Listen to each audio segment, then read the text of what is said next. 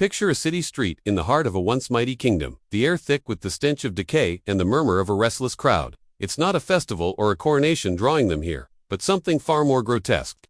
At the center of this grim spectacle, a body once clothed in royal finery.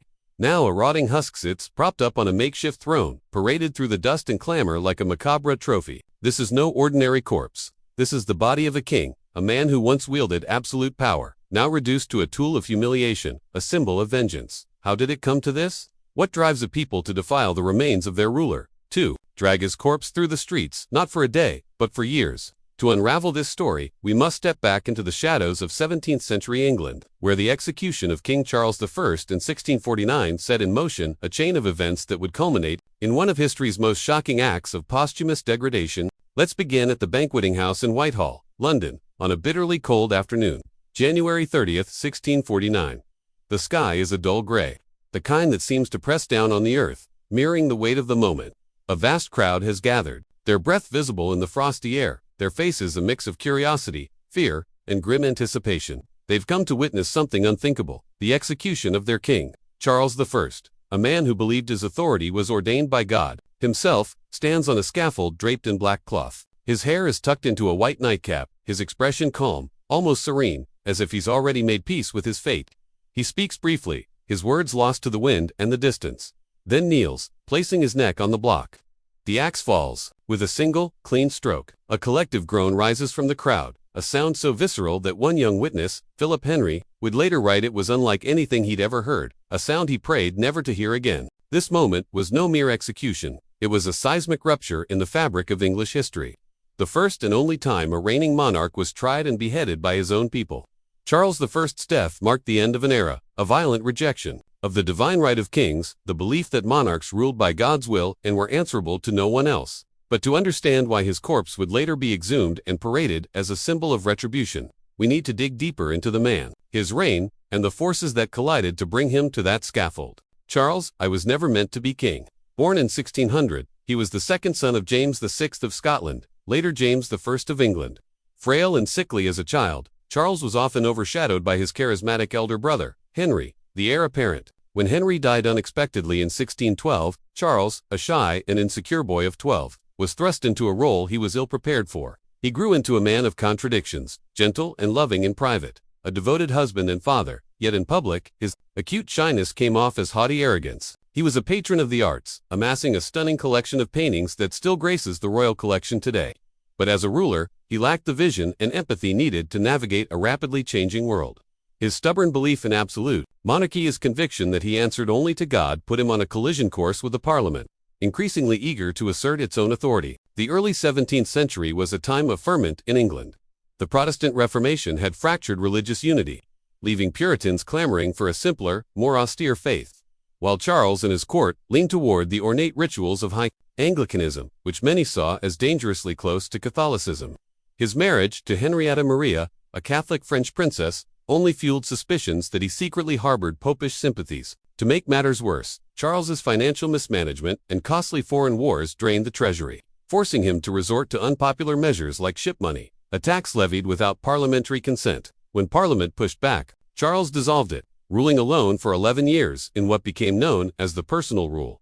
To his critics, this was tyranny. To Charles, it was his divine prerogative. By 1642, the tensions had erupted into the English Civil War, a brutal conflict that pitted the king's royalists, known as Cavaliers, against Parliament's forces, led by the steely Oliver Cromwell. The war tore families apart, soaked the fields of England in blood, and left thousands dead. Charles, ever intransigent, refused to compromise, even as his forces crumbled. Captured in 1647, he continued to scheme, negotiating in bad faith, and attempting to rally foreign support. To Parliament, he was no longer a king but a man of blood, a tyrant whose actions threatened the very soul of the nation. On January 20, 1649, he was brought to trial in Westminster Hall, charged with high treason for waging war against his own people. The trial was a spectacle of its own, a bold assertion of parliamentary power. Charles, defiant to the end, refused to recognize the court's authority, arguing that no earthly power could judge a king. "I am no ordinary prisoner," he declared, his voice steady despite the weight of the moment. But the court was unmoved. On January 27, the verdict came: guilty. The sentence, death by beheading. For many in the crowd that day, the execution was justice, a necessary act to end a tyrant's reign. For others, it was regicide, a sin against God and nature. The poet, Andrew Marvell, in his Horatian Ode, captured the king's dignity in his final moments. He nothing common did or mean upon that memorable scene. Yet even Marvell, a parliamentarian, could not ignore the brutality of the act, noting the bloody hands of those who cheered the king's death. Charles's body was not immediately desecrated. After the execution, it was placed in a coffin, covered with black velvet, and taken to St. James's Palace. His head was sewn back onto his body, a grim courtesy to preserve some semblance of dignity. He was quietly buried at Windsor Castle, his grave unmarked to avoid it becoming a shrine for royalist sympathizers. For a time, it seemed the matter was settled. England, now a commonwealth under Cromwell's leadership, turned to the task of rebuilding a nation without a king. But the story of Charles I was far from over. The seeds of vengeance, sown in the blood of that cold January day, would bear fruit in ways no one could have foreseen. The Commonwealth was a bold experiment, but it was no utopia. Cromwell's rule, though disciplined, was austere and divisive. The Puritans banned Christmas, closed theaters, and imposed a rigid moral code that alienated many. Economic struggles and political infighting plagued the government, and Cromwell's death in 1658 left a power vacuum. His son Richard lacked his father's iron will, and by 1660, the Commonwealth collapsed. The monarchy was restored, and Charles II, the late king's son, returned from exile to a jubilant welcome. But beneath the celebrations simmered a thirst for retribution. The men who had signed Charles I's death warrant, the regicides, became targets of a vengeful monarchy. Some fled abroad. Others were hunted down, tried, and executed in gruesome public spectacles at Charing Cross and Tyburn. Their bodies were torn apart, their heads displayed on pikes as warnings to any who dared challenge the crown. It was in this climate of retribution that the most shocking act of all took place. In January 1661, on the 12th anniversary of Charles I's execution, Parliament ordered the exhumation of Oliver Cromwell's body, along with those of two other regicides, John Bradshaw and Henry Cromwell, who had died of natural causes 3 years earlier, was no longer just a revolutionary leader. To the restored royalists, he was the architect of regicide, the man who had dared to topple a king. His body, along with Bradshaw's and Ireton's, was dug up from Westminster Abbey, where they had been buried with honors. What followed was a deliberate act of desecration, a ritual of vengeance designed to erase their legacy and restore the sanctity of the monarchy. The corpses, likely in varying states of decay, were taken to Tyburn, the traditional site of public executions. There, they were posthumously executed in a grotesque parody of justice. Ropes were tied around their necks, and the bodies were hanged for hours before a jeering crowd. But the punishment didn't end there.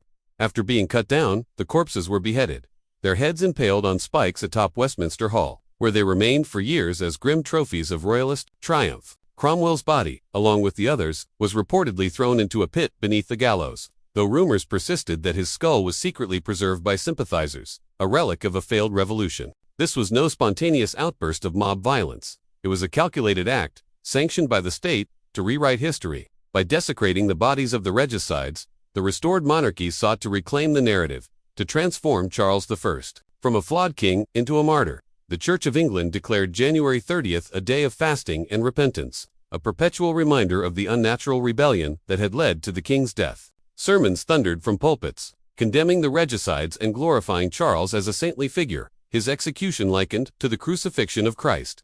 Relics of his execution handkerchiefs dipped in his blood. Locks of his hair were venerated by loyalists, some even believed to perform miracles. But why parade a corpse for years? The display of Cromwell's head, and later his skull, which changed hands among collectors and curiosity seekers, was more than an act of revenge. It was a warning, a visceral reminder of the consequences of defying the crown. In a world where power was still precarious, where the memory of civil war lingered like a scar, the monarchy needed to assert its dominance. By reducing Cromwell to a gruesome spectacle, they stripped him of his humanity, his legacy, his power. Yet this act also revealed something darker, the fragility of that power. To go to such lengths to defile a dead man's remains, a deep unease, a fear that the ideas Cromwell represented might still stir rebellion. As we stand in the shadow of this grim spectacle, we're forced to confront uncomfortable questions. What does it say about a society that finds catharsis in such brutality? How thin is the line between justice and vengeance, between order and savagery? The parading of Cromwell's corpse wasn't just about punishing a dead man. It was about controlling the living, about shaping the story of a nation. But stories, as we know, are never so easily controlled. The memory of Charles I's execution, and the desecration that followed, would haunt England for centuries.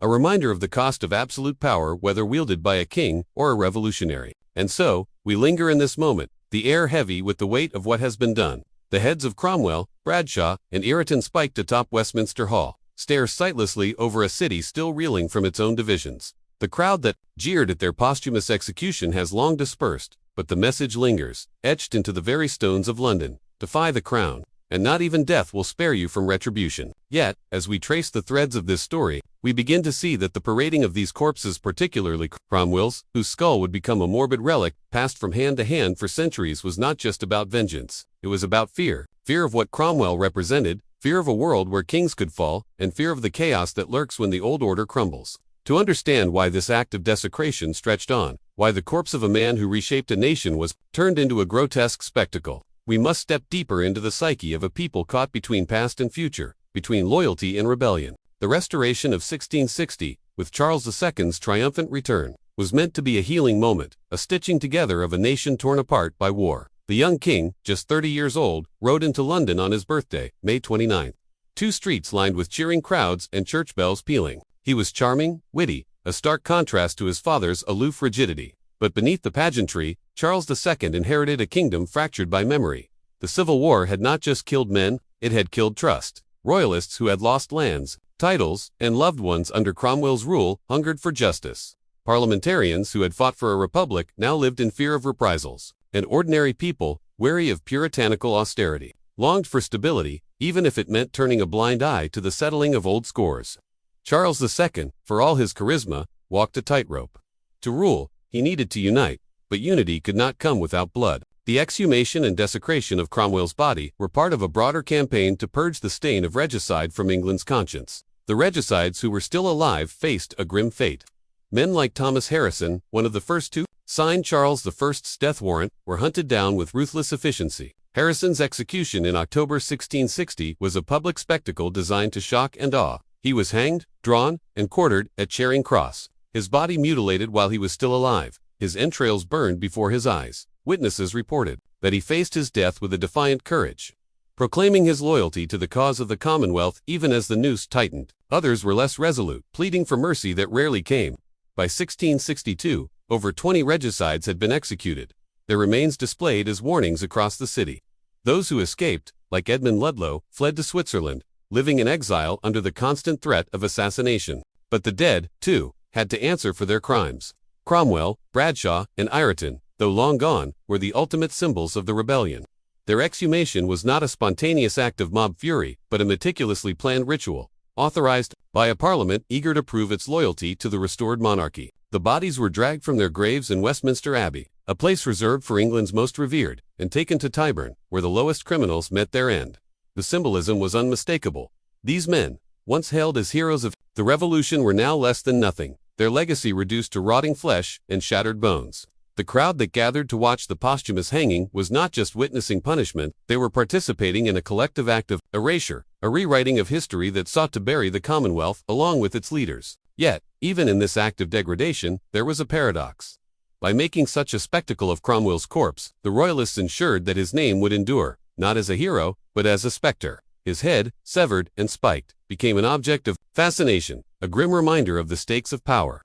Over time, it was removed from Westminster Hall. Some say stolen, others say sold, and began its strange journey through private collections. By the 18th century, Cromwell's skull was a curiosity, displayed in taverns and drawing rooms, a morbid conversation piece for the wealthy and the macabre. One account from 1710 describes a London merchant proudly showing it to guests, claiming it had been passed down from a royalist ancestor who knew its worth. By the 19th century, it had changed hands multiple times, its authenticity debated by antiquarians and scientists.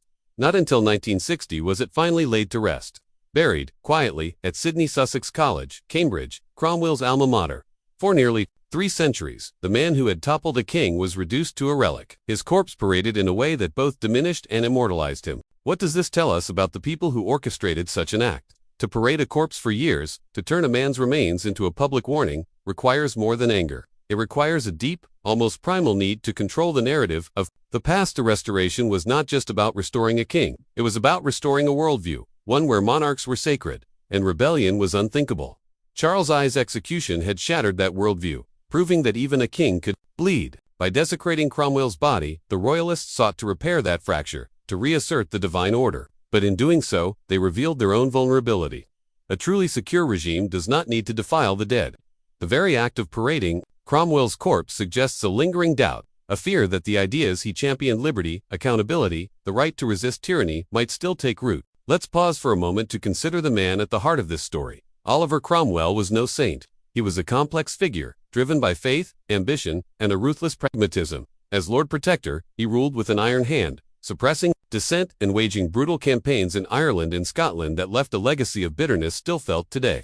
His massacre of Catholic garrisons at Drogheda and Wexford in 1649, where thousands were slaughtered, remains one of the darkest chapters of his career. To his critics, he was a hypocrite, preaching liberty while crushing those who opposed him. Yet to his supporters, he was a visionary, a man who dared to imagine a world without kings, where power derived from the people, not divine right. His achievements were undeniable. He reformed the legal system, promoted religious tolerance for Protestants, and made England a formidable power on the European stage. But his failures were equally stark. His inability to create a lasting republic, paving the way for the monarchy's return. Cromwell's posthumous punishment, then, was not just about him. It was about what he represented, the audacity to challenge the unnatural. The parading of his corpse was a warning to anyone who might follow in his footsteps, a reminder that the price of rebellion is not just death, but obliteration. Yet, as we reflect on this, we can't help but feel a pang of empathy for the man. Not as a hero or a villain, but as a human being. To have one's body exhumed, mutilated, and displayed for centuries is a violation that transcends politics. It forces us to ask, what is the line between justice and cruelty? When does retribution become an act of barbarism? The story of Charles I and Cromwell is a mirror held up to our own nature. It shows us the heights of courage and the depths of vengeance, the fragility of power and the enduring pull of ideas. Charles, with his unwavering belief in his divine right, paid the ultimate price for his inflexibility. Cromwell, with his vision of a new order, became a scapegoat for a nation desperate to forget its own radical past. Both men, in their own way, were victims of a time when compromise was impossible, when the clash of ideals could only end in blood. And the parading of Cromwell's corpse, like the execution of Charles before it, was a symptom of that failure. Failure to find a way forward without resorting to violence and degradation. The streets of London are quieter now. The spikes of Westminster Hall, long empty. The skull of Oliver Cromwell rests in its unmarked grave, no longer a trophy or a warning. Charles I, too, has found a kind of peace, his martyrdom enshrined in art and liturgy, his flaws softened by time, but the questions they left behind remain, as sharp and urgent as ever. Why do we parade the dead? What do we hope to gain by defiling the past? And how do we, in our own time, resist the pull of retribution, the temptation to reduce our enemies to less than human? These are not easy questions, and they offer no easy answers. But as we walk away from this story, let's carry with us a sense of humility, a recognition that power, whether wielded by a king or a revolutionary, is a fleeting thing. The true measure of a society lies not in how it punishes its dead, but in how it learns from them. Let's strive to be a people who build, not destroy, who seek understanding over vengeance, who honor the complexity of our shared history rather than reducing it to a parade of corpses.